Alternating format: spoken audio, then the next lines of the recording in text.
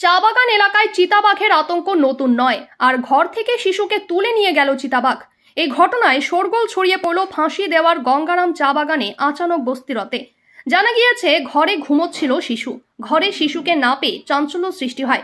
পরে কান্নার শব্দ পেয়ে ঘর থেকে 500 মিটার ঝোপঝাড়ে শিশুকে অক্ষত অবস্থায় পায় পরিবার।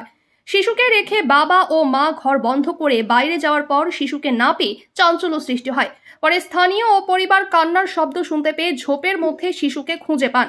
ঘটনার খবর পেয়ে ঘটনাস্থলে পৌঁছায় ঘোষপুকুর বন দফতর ও বাগডোগরা থানার পুলিশ। তবে শিশুর শরীরে কোনো জখম পাওয়া যায়নি। পরে শারীরিক পরীক্ষার জন্য শিশুকে বাগডোগরা হাসপাতালে আনা হয়েছে। ঘটনায় আতঙ্কে রয়েছে এলাকা। उधर खोज रहा है, नहीं मिल रहा है।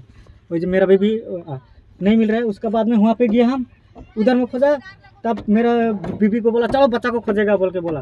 मेरा बीबी और दोनों हम आया, मेरा बीबी से जो मेरा बीबी है वो दोनों वहाँ पे मेरा बीबी आवाज़ सुना, एक बार आवाज़ सुना, चल कोई बात नहीं है। वहाँ पे सुना आवाज़ सुन के हम गया मेरा बीबी से।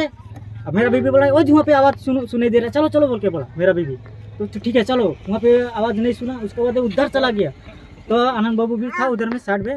तब फिर आनंद बाबू एक बार आवाज़ सुना। उसके बाद वहाँ भी आवाज़ सुना, वहाँ भी नहीं थे। दूसरा वे आवाज़ सुना, वहाँ पे मिला है। कोई इंसान भागा के लेके गया ना, बाघ भागा के लेके गया, उसको तो हमको भी पता नहीं है। क्या तेंदुआ था कुछ? जी तेंदुआ था कुछ, चीताबाघ था? वो हो सकता है, हमको तो देखा नहीं, आँख से तो हम देखा नहीं, देखने से तो हमको भी पता चल ले रहा है बोल के।